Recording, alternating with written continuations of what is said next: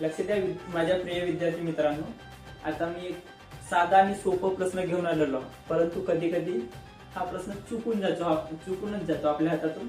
तर तो प्रश्न काय आहे, तर सर्वनामाचे मुख्य किती प्रकार पडतात? तर सर्वनामाचे मुख्य 6 प्रकार पडतात.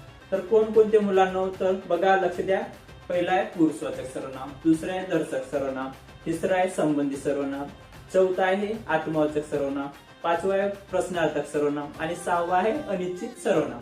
तर आपल्याला प्रश्न आला सर्वनामाचे मुख्य किती प्रकार आहेत, तर आपण आन्सर काय देणार? आन्सर देणार 6 प्रकार आहेत. तर बघा, सर्वनामाचे मुख्य किती प्रकार आहेत? तर मुख्य 6 प्रकार आहेत. आणि एकूण सर्वनामे किती आहेत? तर 9 सर्वनामे आहेत. तर कोणते कोणते? मी, तू, तो, हा, जो, कोण, काय, आपण आणि स्वतः असे 9 सर्वनामे आहेत. ठीक आहे.